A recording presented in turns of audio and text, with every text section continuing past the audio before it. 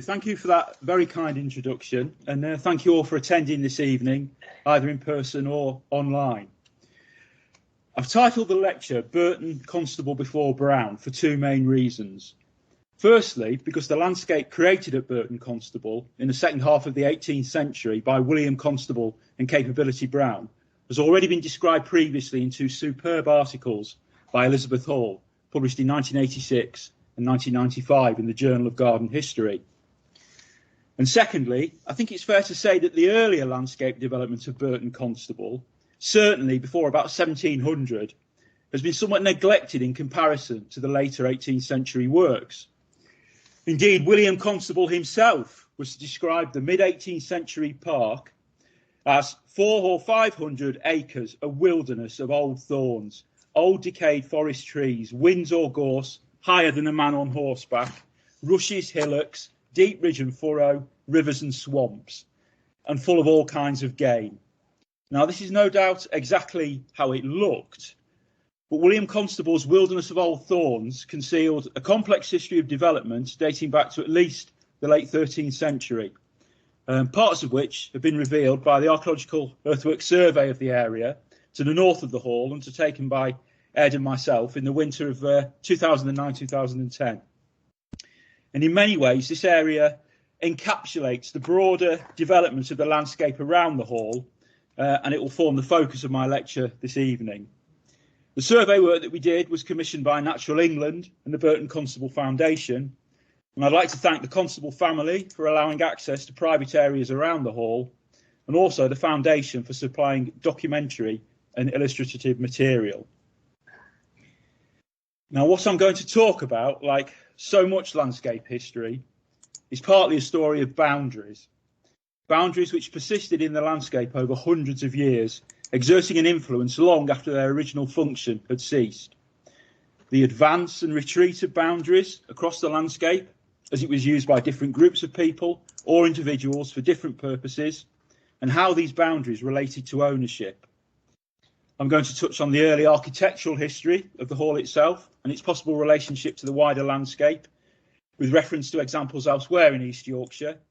Consider how the medieval settlement of Burton Constable may have been impacted by the expansion of a post-medieval ornamental landscape associated with the Hall, and make references to changing fashions in park and garden design and function. And I'll just have to wait. So I will be frank from the start. The earthworks at Burton Constable are not particularly well preserved. Like any good survey, our earthwork recording raised more questions than answers, and the honest answer to some of these new questions is I don't know. Although, of course, there's nothing wrong with that. One should never forget Bertrand Russell's observations on the foolishness of certainty and the intelligence of doubt. Nevertheless, what I hope to demonstrate is that careful consideration of even faint or denuded earthworks, combined with documentary research, can still shed considerable light on what I feel are overlooked periods of Burton Constable's history. And this situation is certainly not unique to Burton Constable. Londesborough Hall is another East Yorkshire example that springs to mind. Much has been written about the late 17th and early 18th century landscape at Londesborough, but significant research undertaken by Richard Spence demonstrated that the landscape setting of the late 16th century house built by Francis Clifford remained highly visible into the early 18th century. It's also highly likely that traces of the landscape and settlement associated with the medieval house, which Francis Clifford replaced, survive within the existing park at Londesborough. But the physicality of the medieval and early post-medieval landscape context into which the later houses were placed is as yet only perfectly understood.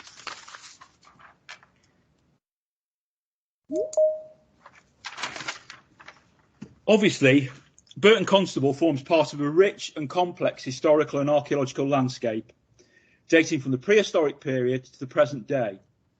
However, in terms of what I'm going to discuss this evening, it's the medieval and post-medieval periods which have the greatest relevance. And so I'm going to give a very brief potted history of what is known about the former village, commencing in the late 11th century. The common Anglian name Burton, meaning a fortified settlement, was qualified in 1086 with the prefix Santry, the significance of which is unclear. In 1086, the Archbishops of York held 5 carucats of land in Santry Burton, as well as 3 caracots in West Newton. The Counts of Aumale later held 6 caracots in both places as military tenants of the archbishops until their holding passed to the crown in 1274. Robert Constable I had land at what had then become known as Erneberg Burton before 1190, and his nephew Richard Constable II increased the family lands and added holdings in West Newton, Marton and Flinton. And from the mid-13th century, the settlement became known as Burton Constable after the principal landowning family. The township of Burton Constable was originally part of the ancient parish of Swine, the largest parish in Holderness, including almost 20 villages or hamlets, half a dozen of which are now only represented by single farmsteads.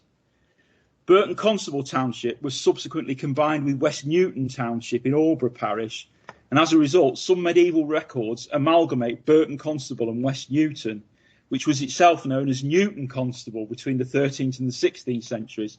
And as you can see, it's not always certain which settlement's being referred to in documentary evidence. In 1293, Simon le Constable's Inquisition post-mortem noted that Burton Constable contained 15 cottages and 21 villains with ploughlands. The 1297 lay subsidy returns to list 10 taxpayers in Newtoner, a Burtoner constable, with the total tax paid by the township amounting to 14 shillings and 8p. This part of East Yorkshire is not covered by the 1301 lay subsidy, but the village is mentioned in the 1317 Nomina Villarum. Professor Maurice Beresford noted that in 1326 or 1336, there were 15 villains, 22 cottages and 1 free tenant in the village. Burton Constable and West Newton were assessed together at £1.10 shillings in the 1334 lay subsidy, which was at the lower end of values for Holderness townships. And 105 taxpayers were recorded in the 1377 poll tax, although, as I've said, many of the nationally collected documentary records couple Burton Constable with West Newton, and so that figure of 105 might well represent both settlements.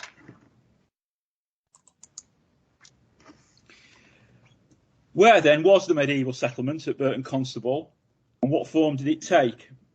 Well, as you all know, there are dozens of deserted or depopulated medieval settlements in East Yorkshire, some of which have previously been surveyed, and I thought it might be useful to look at a few examples. And I thought you might like to see this one. This is High Hunsley near Walkington, because the survey work, as has been raised, the survey work in there that we did in January 2020 was partly funded by ERAS.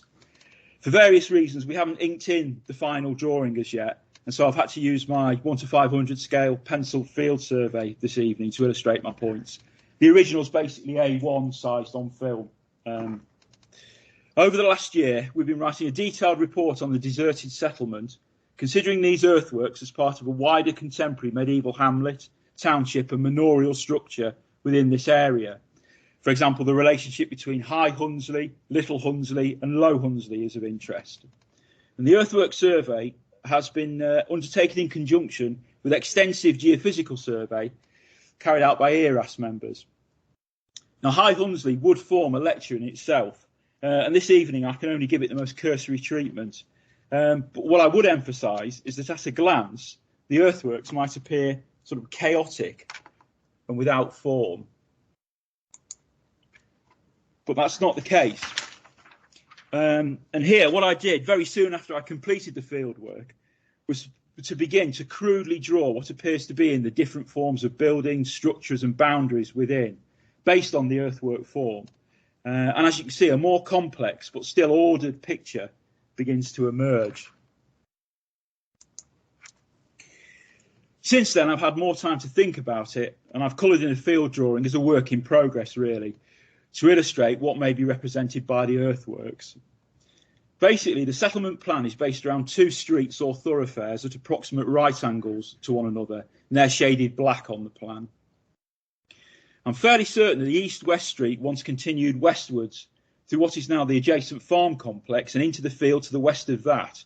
So what survives here may actually only represent perhaps less than half of the original settlement. In yellow, there are a series of yards, laid out to either side of the east-west street, perhaps resembling what has been recorded at the deserted settlement at Esky in East Yorkshire. Some of these yards have houses, which I've outlined in sort of orange, along the street frontage. You can also see in green there are what appear to be two cell buildings, most of which run north-south, the significance of which not clear yet. And in blue, these are platforms of various sizes which may or may not have had structures on them. And a row of these platforms along the back of the north side here, which I've shaded orange, they're raised up above the level of the yards, and I think they're probably quite likely to be stack stands or other sort of crop storage areas. Now, I don't for one moment suggest that all of these features are contemporary, and there are some boundaries present which relate to 18th century enclosure. I'm also interested in the areas to the rear of the yards, to the north and the south of the street, where there's often no clear relationship to the surrounding ridge and furrow earthworks. Some of the internal boundaries within the settlement appear to be reused ridges, and this raises the possibility that High Hunsley was laid out across former open fields. When all these various strands of investigation are brought together, this will form an important piece of work. And so if you are able to assist in further geophysical survey, and you haven't yet done so, I'd urge you to get involved. So I think it'll be an important piece of work when it's completed. Show you what High Hunsley will look like when it's properly inked up and presented. This is a lovely survey that Ed did of Low Caythorpe near Rudston back in 1990. As you can see, the main thoroughfare is relatively well defined, with houses fronting onto it and crofts or yards behind. You can see here, you've got the main thoroughfare and then crofts and yards either side of it. At the east end of the survey area, beyond the modern farm buildings, which are crosshatched, lay a partly moated manorial enclosure or precinct with associated fish ponds and other features.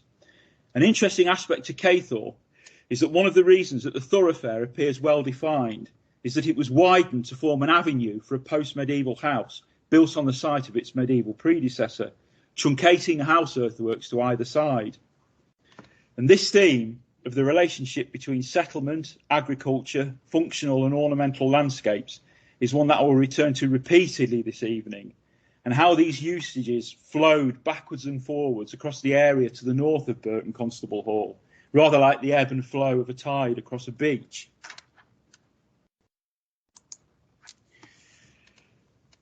The core of the settlement at Burton Constable lay to the north of the current hall, so it's in this area here.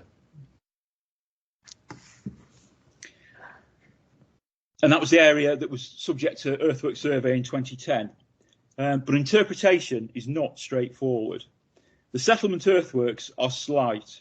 Very few, if any, are greater in height or depth than about 30 centimetres.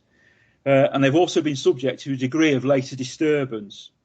Within the area that was surveyed, the former east-west extent of the settlement appears fairly clearly delineated by that part which is free from ridge and furrow. So, sort of this kind of width here.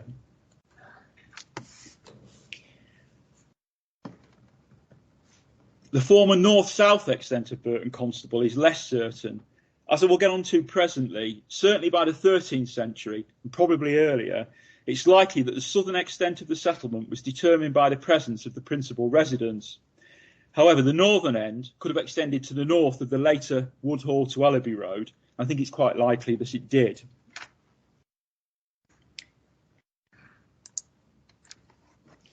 So what I've done here is to show the whole survey area and highlighted those features in green that we suggest relate to the medieval settlement. In terms of the overall layout, this appears to be based around two thoroughfares or streets, forming an approximate T-shape in plan. The main thoroughfare or street through the village is represented by a generally north-south aligned depression or holloway. So that's this feature here. At the south end of its east side, linear ditches running east define at least three narrow parallel enclosures with average dimensions of between 30 to 40 metres in width and 100 metres in length. One might extend this pattern further north to a shorter ditched enclosure, and there are faint traces of others on the west side of the street which extend back to the settlement's western boundary ditch. So these are the enclosures that I'm talking about here, and then on the other side here, and then this is the boundary ditch for the settlement. These enclosures to either side could be interpreted as the remnants of tenement plots comprising the toft, the site of the house and any outbuildings on the street frontage, and a croft to the rear, also containing further buildings. On 1940s aerial photographs, the north-south street is arguably visible continuing northwards beyond the Woodhall and Ellaby Road to eventually join with the main east-west road through West Newton, and it's therefore possible that this line represents the original route connecting the medieval settlements of Newton Constable and Burton Constable. And the second thoroughfare or street that may form part of the medieval plan is aligned east-west, and that's visible at the north end of the north-south street. So that's this line here.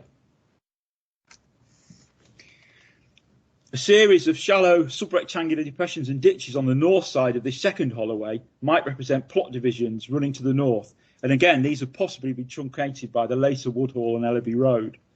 Now if this was to be the case, then they might block the route I've just proposed between Burton Constable and West Newton, although they could possibly relate to a subsequent addition or reorganisation of Burton Constable's plan. There seem to be relatively few surviving building platforms within the settlement, and what there are either clustered towards the east side of the northern end of the north-south street, or along the north side of the east-west holloway. The latter most closely to resemble what might be expected in terms of houses and other structures being placed along a street frontage. And this apparent lack of structural remains may well be due to the original form of construction, rather than reflecting an actual distribution of former structures. It should be remembered that prior to the mid-18th century, thatched houses with mud or earth walls and without significant foundations were very common in rural communities in Holderness in the Hull Valley, and they may simply have just disappeared without leaving any surface trace. And it's also likely, as already noted, that the full extent of the settlement is no longer visible, so that the surviving platforms that we think we've picked up, they may form only a small part of the original number.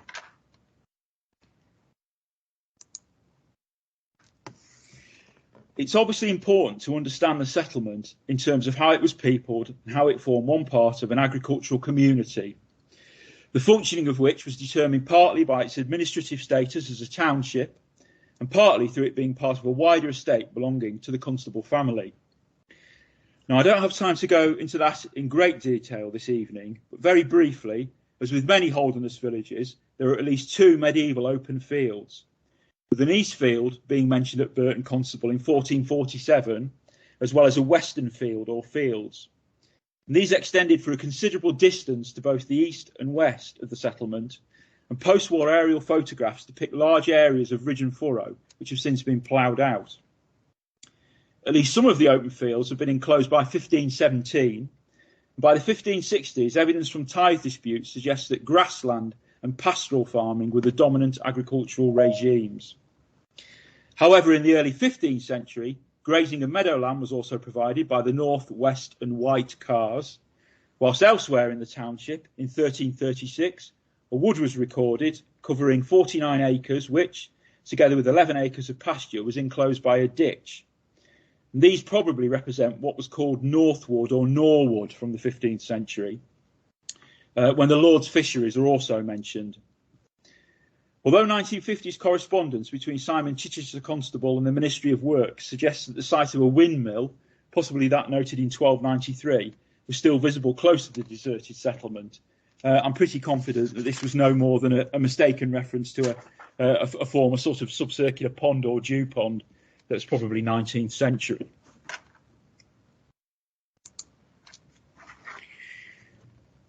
As I've mentioned, the southern extent of the settlement may always have been determined by the presence of the principal residence at its southern end. The 1293-94 Inquisition post-mortem of Simon the Constable records that he held a capital messuage with a dove house, ditches and gardens. And the reference to ditches might well imply that the capital messuage was moated. The former extent and form of this moat is of some significance, particularly in trying to define the organisation and function of the immediate landscape setting of the medieval and early post-medieval house.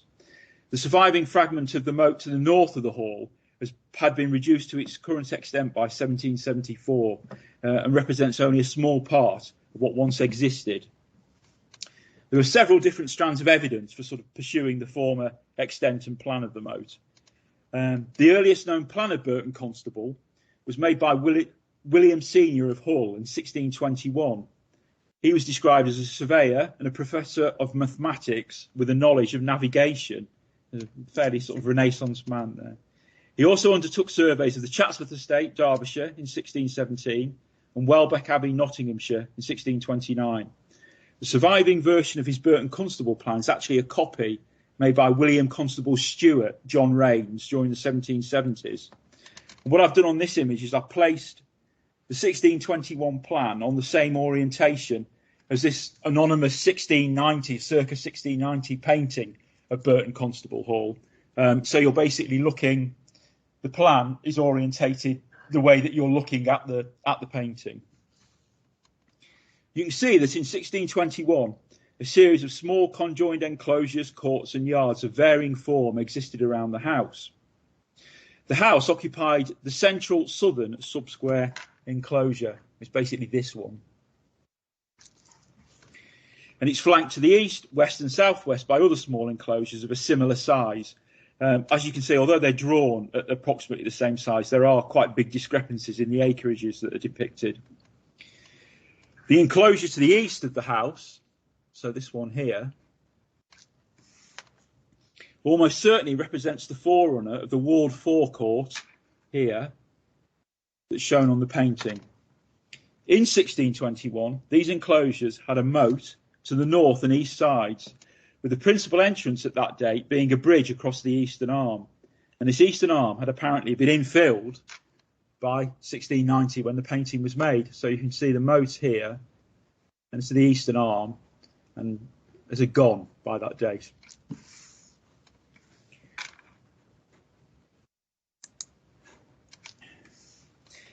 However, traces of it were picked up by a resistivity survey undertaken by ERAS in 2017. As you can see, or hopefully see, the geophysics clearly show the walled forecourt on the 1690 painting, and also the trackway to the south and east sides of that forecourt. So you can see the walled forecourt here, and then you can see the trackway heading round it.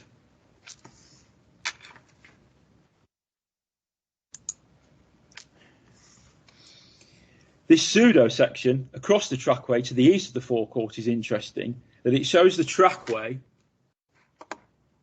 here to overlie the eastern edge of the moat, perhaps confirming that what the 1690 painting depicts is accurate, and that the moat here actually was infilled after the early 17th century.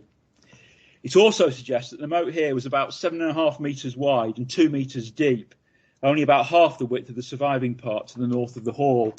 And just for comparison, this is the surviving section to the north of the hall, and I suspect this has been dug out and deepened several times, probably during the course of the 18th and the 19th centuries.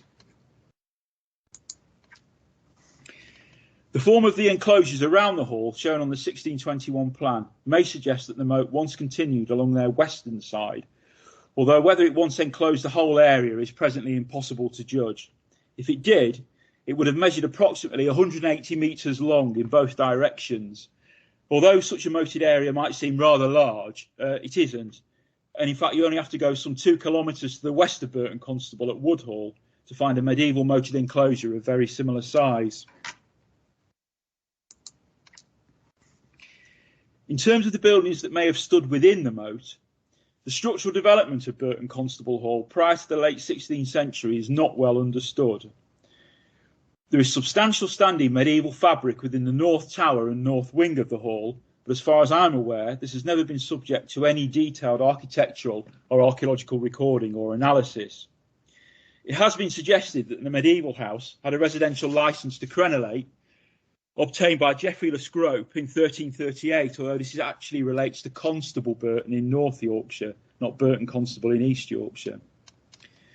It appears that, in their most basic form, the medieval remains at Burton Constable comprise a tall brick solar tower of probable late 15th century date, with an attached range of more than one storey to the east, possibly accommodating a hall, and perhaps also a further attached structure to the south.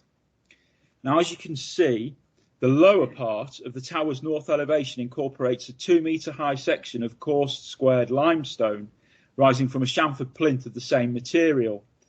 Now, that might form a remnant of a structure even earlier than the tower itself, although it does appear to contain a reasonable amount of reused material. At an earlier period, Burton Constable may have resembled something like the arrangement at the late 15th century, very early 16th century Paul Home Tower, as is shown on this sketch dated 1816-17. Around the end of the 15th century, the Constables made Burton Constable their main residence, having moved from their moated complex at Halsham, north of Otteringham. Sir John Constable styled himself of Halsham in 1482, but Ralph Constable was of Burton Constable in 1498. And it's very tempting to see the late 15th century tower at Burton Constable as the result of the Constables making it their main residence at about the same time. Although, on current evidence, I would say such an assumption is probably a bit simplistic. And indeed, there is circumstantial evidence to suggest the presence of brick buildings in the area well before the late 15th century. In September 2021, we undertook a watching brief during drainage works located about 25 metres southeast of the hall's southeast wing. The archaeological watching brief was not a requirement of any planning or other permission, but the Burton Constable Foundation recognised the archaeological potential of the area and considered it prudent to have an archaeological presence on site while the excavations were in progress. And it's a good job that they did, as the trench turned out to be more complex than we might have imagined. A number of interesting features were encountered. One of the lowest deposits appears to form the undulating surface of former ridge and furrow earthworks. Bearing in mind this is an area that's within the former moat and also with one of those enclosures that are shown around the hall in 1621. An in situ brick surface, which is here and there on the section, was exposed in the bottom of the very northern end of the trench, and that might be associated with the former road to Sproatley shown running along the south side of that walled forecourt in the 1690 painting. It's in approximately the right position, and shallow linear depressions in the surface could be interpreted as the pattern of wear caused by carts or other wheeled traffic passing over the bricks. The mass of hard-packed bricks here that have been tipped over this surface must surely represent demolition material from the walled forecourt and perhaps also the small gatehouse that's shown on that 1690 painting. And map evidence suggests that these two structures were demolished between about 1755 and 1776. And what's interesting about the bricks is that we sampled bricks from this demolition layer, and after our examination by Sophie Tibbles, 3 of the 4 recovered bricks were dated to the late 14th century or the early 15th century, with the 4th being slightly later. And this date range for the recovered bricks therefore predates the probable late 15th century brick-built north tower of the hall. Now, if the bricks were reused in the wall forecourt when it was built, they could of course come from elsewhere in the local area, but their presence at least raises the possibility that there were brick-built buildings at Burton Constable prior to the Constable family making it their main residence. Work undertaken over the last 30 years or so on the landscape surrounding large medieval residences strongly suggests that a late 15th century house at Burton Constable would have been provided with gardens and other areas serving recreation and ornamental uses. And again, I thought it might be useful to look at another East Yorkshire example for comparison. It's Wrestle Castle. Earthwork survey that we undertook in a series of phases, combined with documentary research undertaken by Eric Fisher for a 1954 PhD into the Percy Estates, revealed a series of gardens and ornamental landscapes. So this is basically a broad interpretation of what's at Wrestle before the castle was built, basically. So as you can see, you've got a series of crofts and tofts here, the former village. You've got a dock or a landing area coming off the River Derwent with tracks down to it. There's a large ditched enclosure here, and the castle sits in the middle of that, but the castle might actually be reusing an earlier moated manorial residence site. And I would also draw your attention to this feature at the top. This was another ditched enclosure of the same size as the castle enclosure, and that was known as the New Garden. I'll get onto that in a minute. So basically, after the castle was built in the late 14th century, 3 separate gardens are documented. There's the Moat Garden, and that lay, as the name suggests, inside the moat, immediately to the south range of the castle. What became known as the Old Garden lay outside of the moat, and that's here, and that was laid out across former village earthworks. And that's one of the reasons that I'm so interested in the moat at Burton Constable, because the question of what lay inside or outside is important and gives clues as to how that part of the landscape was perceived by contemporaries. And then finally, in the very late 15th, or more likely the early 16th century, the 9th Earl, Henry Percy, known as the Magnificent, created the New Garden to the north of the castle, covering an area broadly the same as the castle enclosure itself. And that's that complex there. And so the Moat Garden's there. This is the Old Garden here, and then this is the New Garden here. It was also provided with a viewing mount here with sort of a spiral walk up it, so you could overlook the gardens.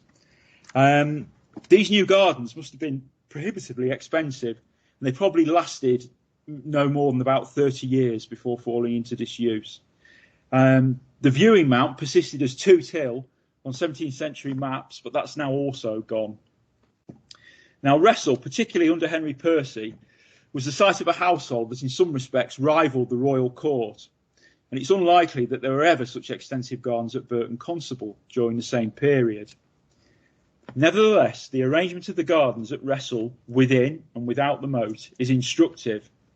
At Burton Constable, in June 1610, an indenture was drawn up between Sir Henry Constable and his widowed mother, Dame Margaret Constable, concerning the creation of a suite of rooms on the upper floors of the hall as it then existed, but also including access to external areas for Dame Margaret when she so wished. And I quote, "Together with 2 little gardens adjoining upon and lying near unto the said North Tower, and 1 parcel of ground called the North Garth, adjoining upon the aforesaid gardens." Now, these gardens must have been in one of those enclosures to the north of the hall, between the tower and the moat here, the equivalent of the garden within the moat at Wrestle. And their position then raises further questions about the visual relationship between Dame Margaret's rooms and the gardens. For example, did she also overlook them from her rooms as well as being able to visit them? Are these gardens part of an arrangement that had come into place at a much earlier period?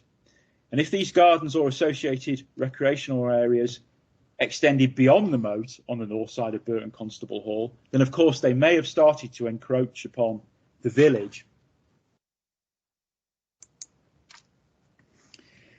Moving forwards, it's generally thought that the medieval house at Burton Constable was rebuilt and expanded by Sir John Constable, resulting in the structure shown on this anonymous 1690 painting. His works comprise the addition of a 1-room deep wing to the south of the late medieval North Tower, which terminated in the South Tower, approximately similar to the earlier example. Although there is a slight disagreement as to when the projecting east wings were added to both towers, and to what extent the North Tower's east wing may have been a rebuilding of a medieval range here, it's reasonable to propose that by the end of the 16th century, the hall had assumed a symmetrical plan form.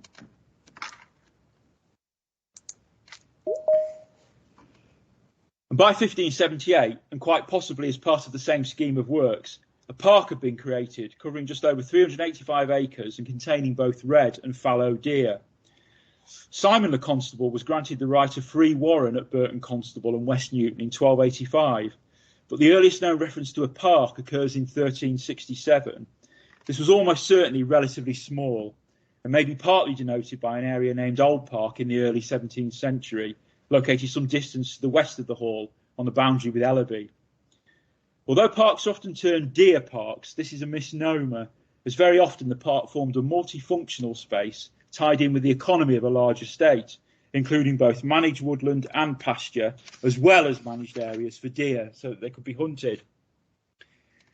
Now, the later park also lay to the west of the hall, but unfortunately the 1621 plan gives no clear idea as to its extent. Nevertheless, two curious features in two of the fields to the west of the house might be related. And it's these two features here. And you can see this one can also just about be seen if you enlarge the background of that painting from 1690.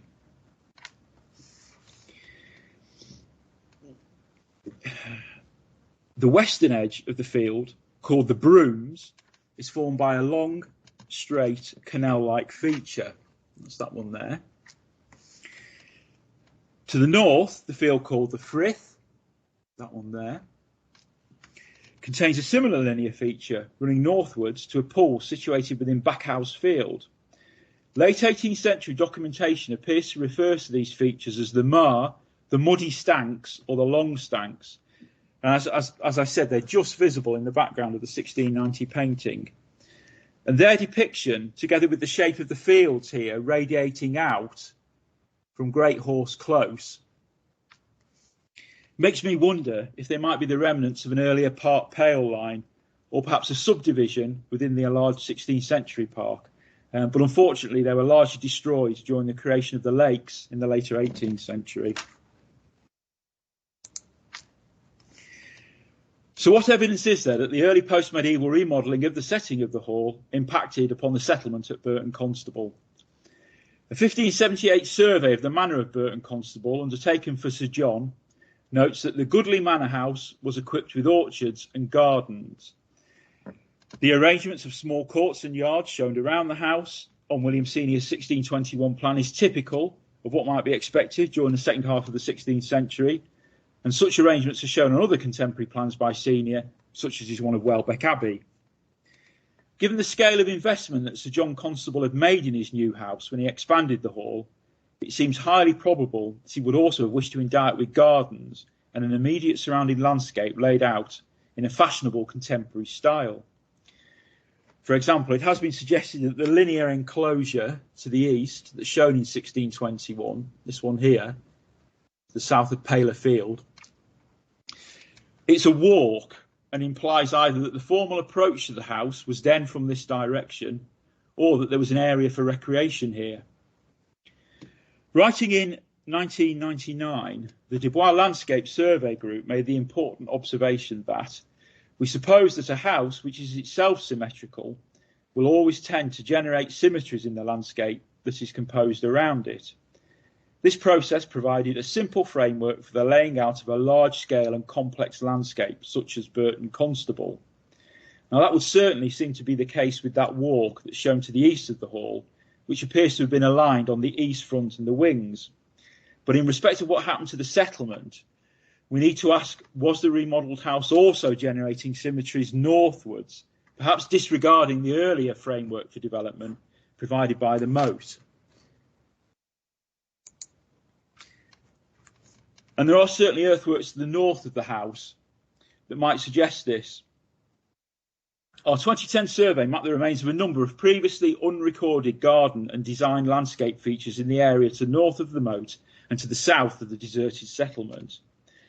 Described from east to west, the eastern limit of a series of garden earthworks situated to the north of the moat is formed by a raised feature surviving as a prominent earthwork, and that's this one here.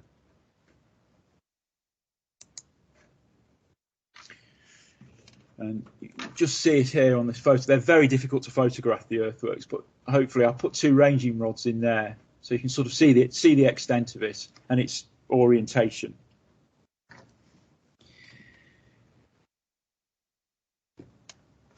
It comprises a north-south aligned bank flanked by ditches, which is visible for a distance of over 170 metres. The feature clearly cuts across the earlier ridge and furrow and has been created by infilling the furrows with soil from the flanking ditches. In the correct light, this form of construction is very apparent still, with the former ridges of the open field system still faintly visible within the bank itself. This feature appears to be continuous with one of the earthworks defining the walk that I mentioned just now to the east of the house in 1621, and perhaps suggesting that this too might have been constructed during the 17th century.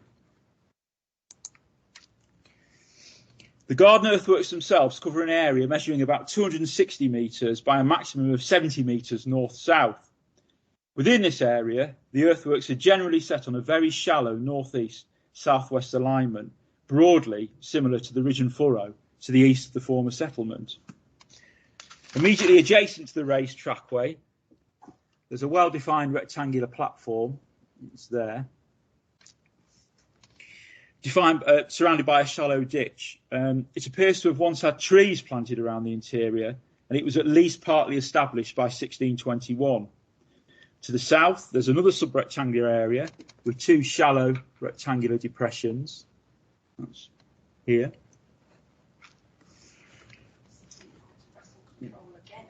Okay, do you want to fiddle with it before I go on? Or, oh, has it gone back to... Right. Oh, it wasn't supposed to do that. Somebody else has got it.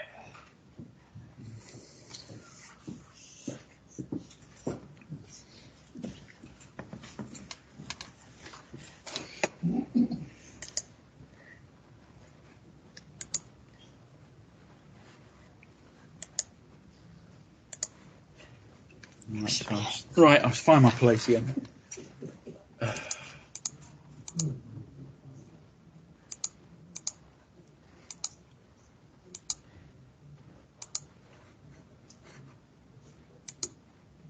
Okay, right. And so you can see there's also, as part of these earthworks, there's this sort of rectangular moated island here, which is quite interesting. And again, this survived as a water-fill feature into the mid-18th century. The moat has maximum overall dimensions of about 57 metres by 31 metres. A linear depression at the southeast corner represents the southward continuation of the moat towards what was once a small building, with surviving chalk and flint footings indicating it was about 2.5 metres square.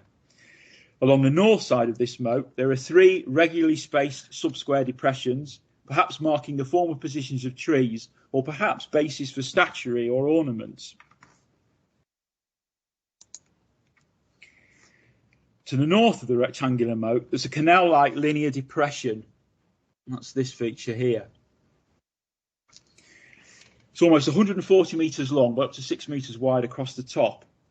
Follows a line established as early as 1621, but by the mid-18th century, it seems to have formed a walk, linking that rectangular moated feature with an area of geometrically patterned pathways, which I'll get onto in a minute. And you can see there's a break there in the centre, well, not in the centre, to the sort of east of centre. That might suggest that the gardens or ornamental landscapes once extended further to the north still. Within two of the enclosures, which are shown in 1621, but which have been partly removed by 1755, the ground rises in a series of shallow south-facing scarps. They're barely 0.5 metre high, but they have a consistent width of about 6 metres.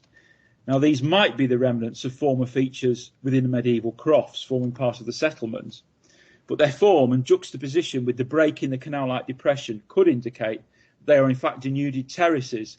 And of course, if you were stood on these terraces, you'd be just high enough to look back at the hall with all the gardens in the foreground.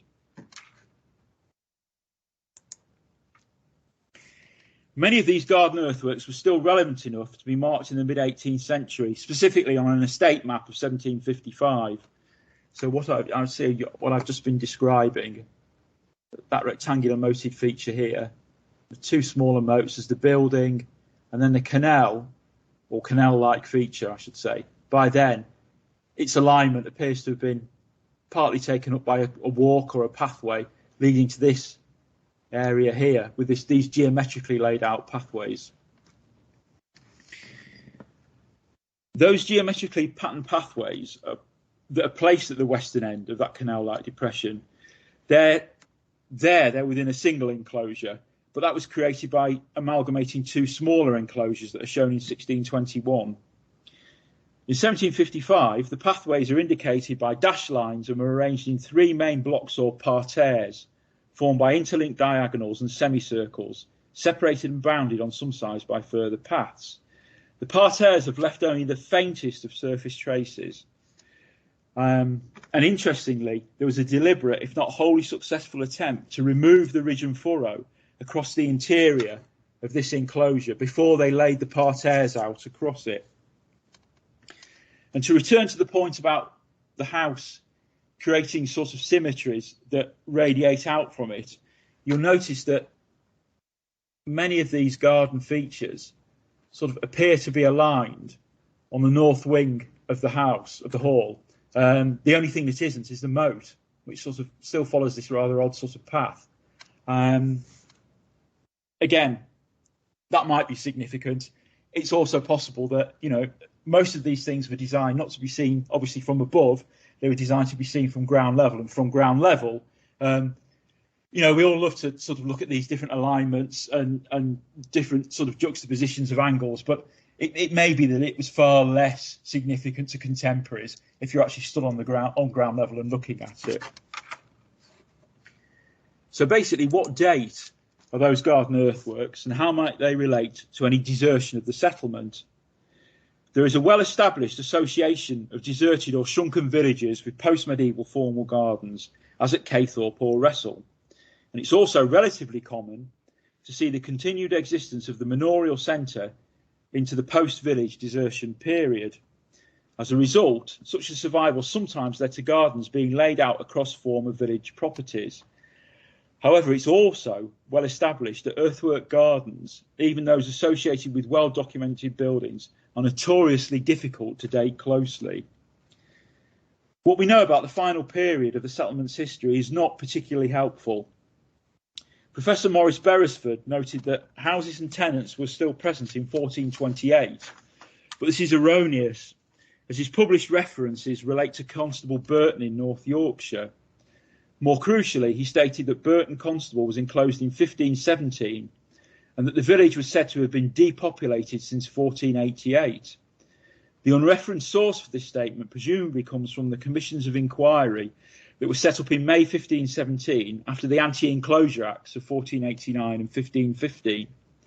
Unfortunately, only a summary of the returns for Yorkshire survive, and although other Holderness villages are mentioned, Burton Constable is not specifically listed. So unless Professor Beresford had access to other documents or an unpublished part of the 1517 account, it cannot therefore be confirmed when the village was deserted.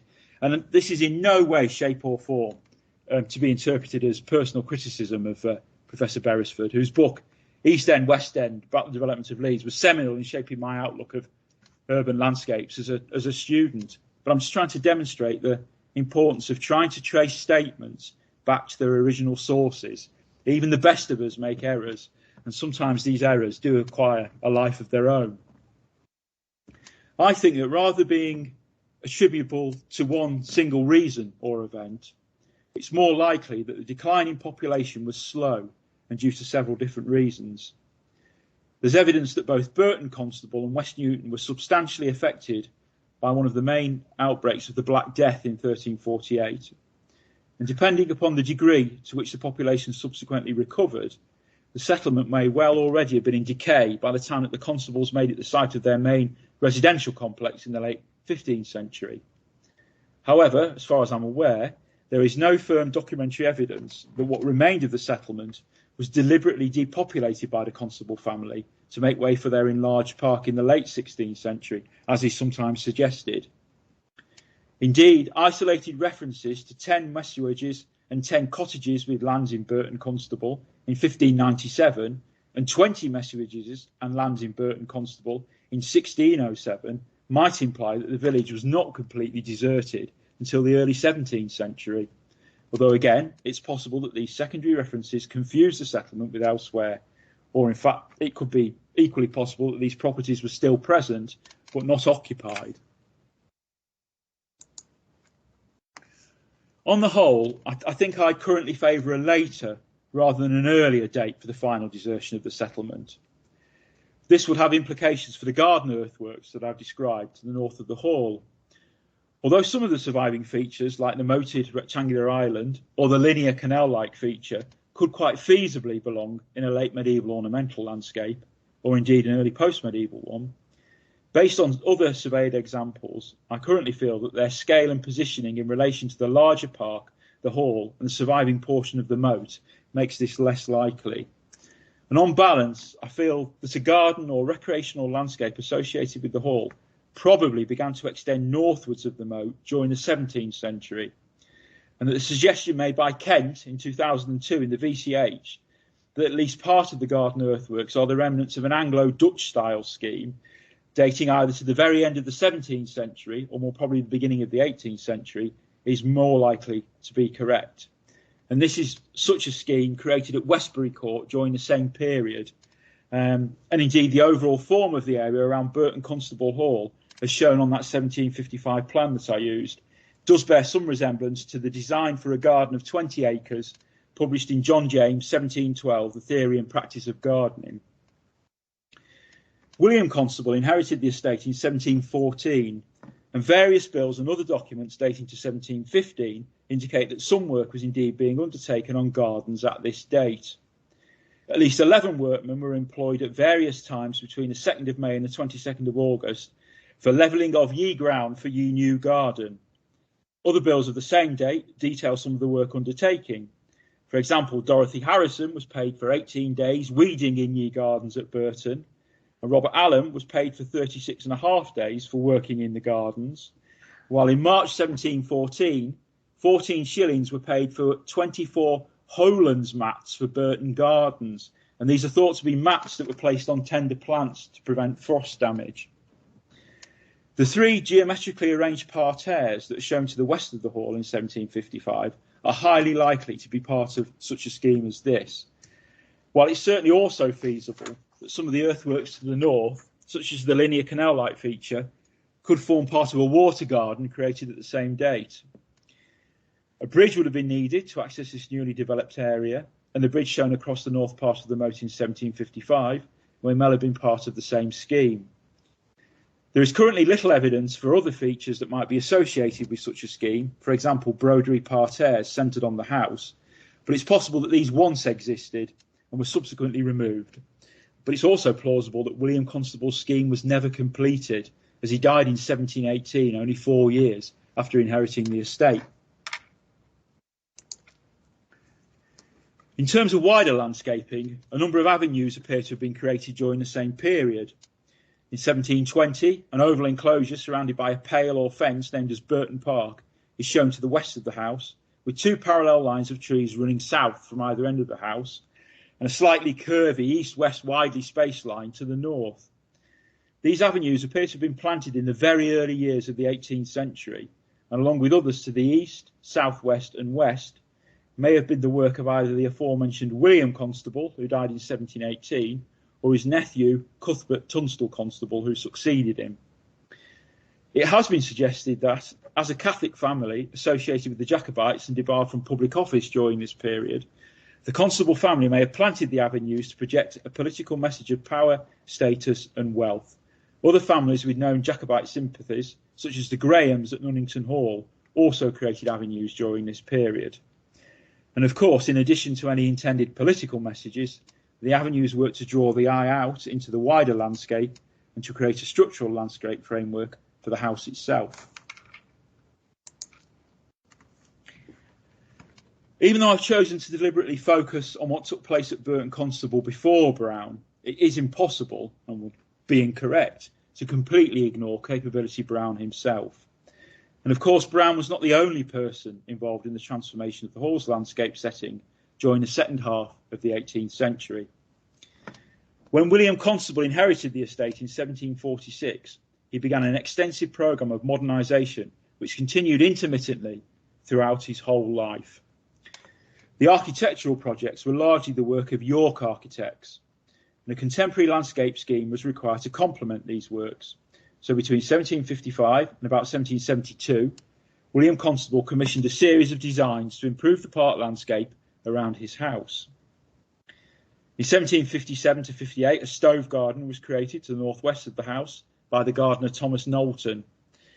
This overlay the southern part of those parterres that I talked about earlier, that is shown in 1755.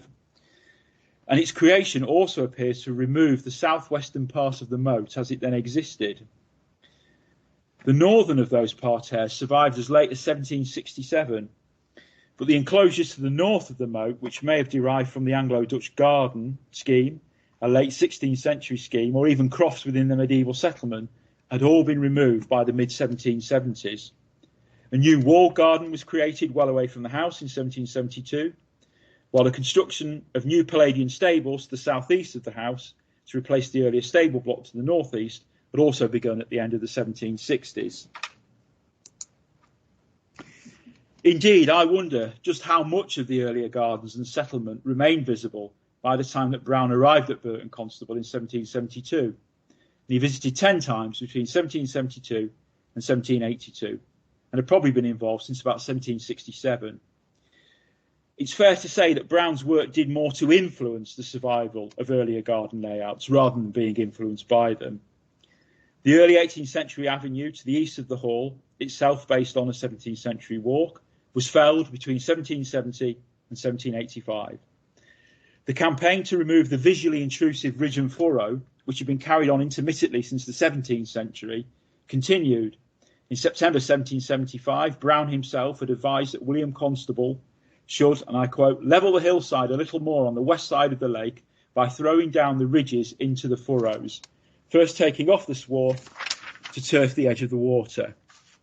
Indeed, Brown's 1773 instruction to level all the ground in view of the house, humouring the ground and draining to the sunk fence, keep all in view, very neat, may well have been partly responsible for the denuded condition of most of the settlement and garden earthworks that I've been talking about this evening. But even a man of his capabilities was not wholly successful, and just about enough survived to provide an evening audience in Hull in 2022 with what I hope has been an interesting lecture. Thank you.